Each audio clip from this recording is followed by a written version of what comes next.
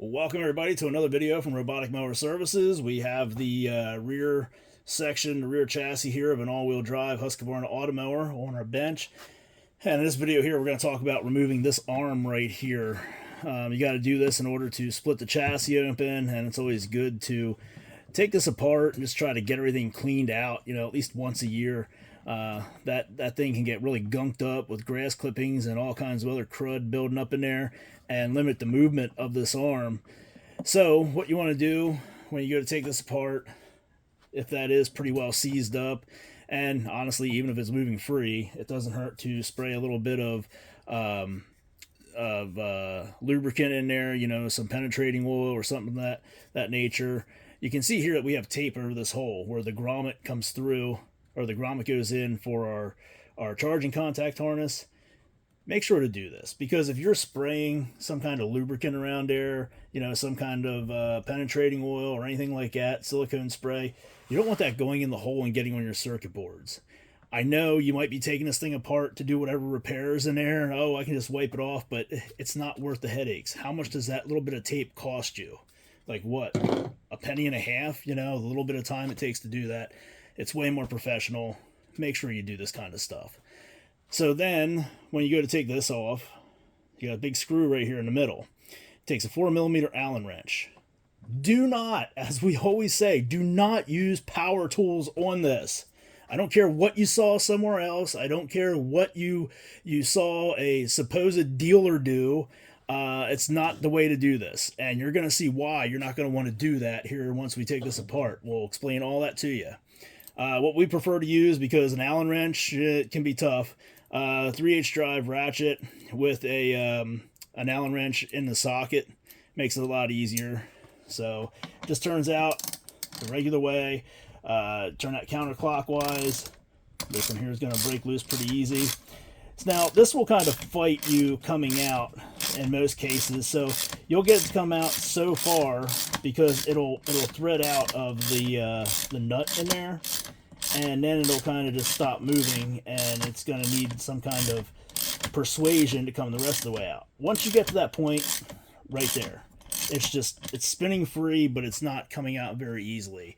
Yeah, you can kind of pry down on this and keep dragging it out, but at that point there, what you want to do to make your life a lot easier, hit it again with a little bit of penetrating oil, a little bit of lubricant right here at the head, right there at that split, and then back in here where it threads into the nut, and then just take and turn that back in there.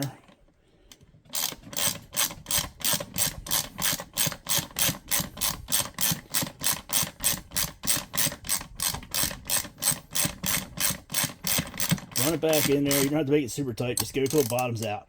Now take it back out, because now it just spread that penetrating oil, all that lubricant you sprayed on there. It just smeared that all around in there and makes this thing move a heck of a lot easier.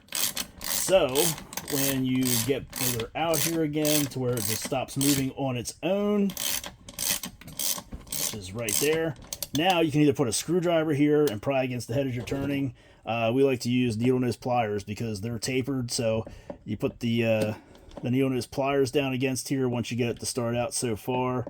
It kind of acts as a wedge, and then it helps you just walk that right out of there, because it's going to keep getting tougher. Once it hits a couple spots there in the middle, you'll feel it dragging again.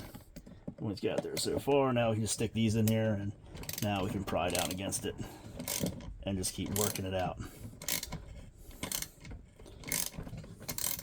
And you might have to, like this one here is really fighting. So what we're going to do is we're going to spray this one with penetrating oil, and we're going to run that back in there again to help clean all this up and make this thing move more freely. And this is the point of why you don't want to use power tools on this, because yeah, it's going to spin it, but it's gonna distort a lot of other stuff in there, because it's gonna just drag all that dirt and all that other stuff around in there and cause a lot of havoc. Where this way here, you can feel what's going on. You can tell when it's getting tight. You can tell when there's an issue. You can tell, okay, I better run this back in the other way. I better better get the oil in there to help clean this up a little bit to make this come out easier, because I don't want to have to replace all these parts. I want to be able to reuse these.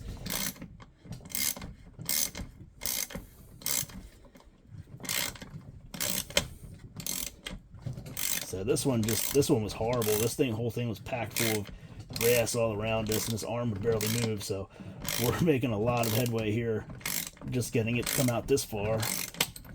But this is the kind of stuff you see that us dealers actually struggle through. You know, it's not all as easy as they make it out to be, working on a brand new unit all the time. And we do have these struggles a lot in the dealership shops here.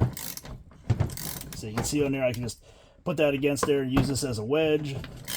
If I didn't have the camera there, I'd be working on the other side, which would make it a heck of a lot easier, but this is still working. There we go.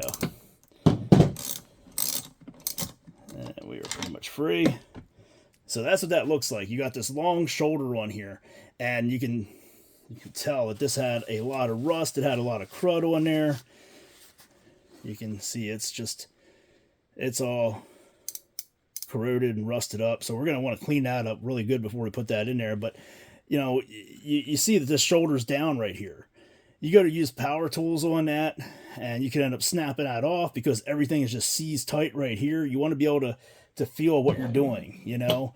You want to know when it's too much pressure or not enough pressure. So we got that out of there. Then we got to wiggle this out. That came right out of there. That's all scuzzed up too. So we're going to clean that up real good. But then back here, this is the main reason why you don't use power tools on this. You saw how I had to fight that with a ratchet, you know, by hand to get that out of there.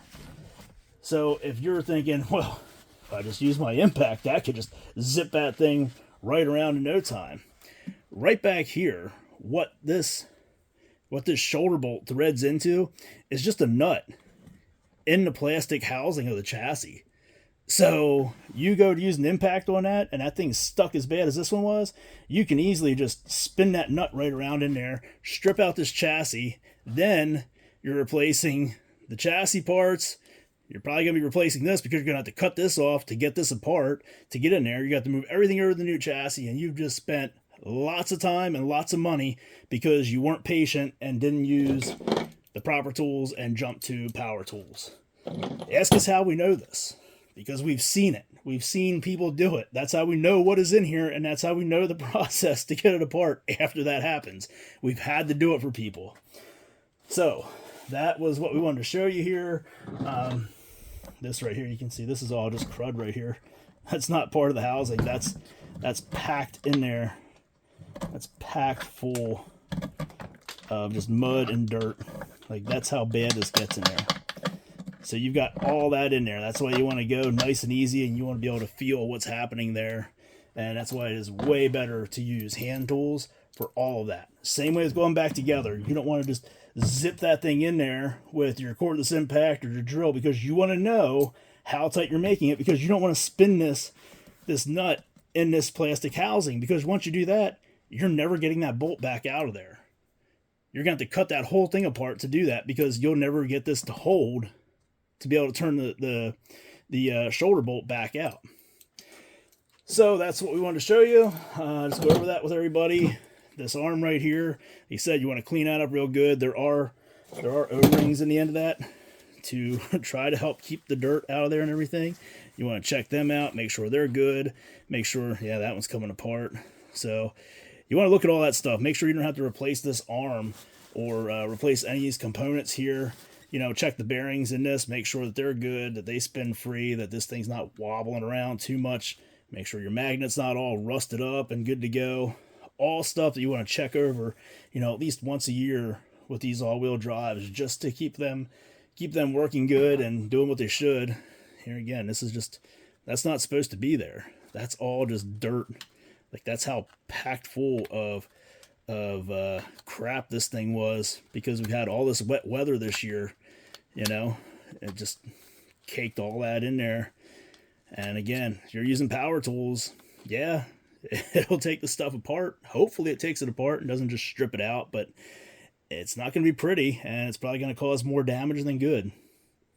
So if you need to replace any of these parts here on your mower, you need any more assistance with any of these operations with your all-wheel drive mower, or just need to buy an all-wheel drive mower, or you have a different model and you just happened upon this video and you want to get parts for your Husqvarna Automower, you need more tech support, whatever your need is for Husqvarna Automower, you know where to go. Our website, www.roboticmowerservices.com. Parts, service, accessories, tech support, good information like this here that you just got, and so much more. If you can't find what you're looking for on there, send us a message through the website. Just hit the contact us button, or you can send us an email, info at Robotic Mower Services, tech support at Robotic Mower Services, roboticmowerservices@gmail.com. We've made it really easy for you guys to find what you need, or get a hold of us to find anything extra, or to get that extra support for your projects and to get your mowers back up and running. That's going to do it for this video here. As always, thanks for watching, and be sure to subscribe to our channel.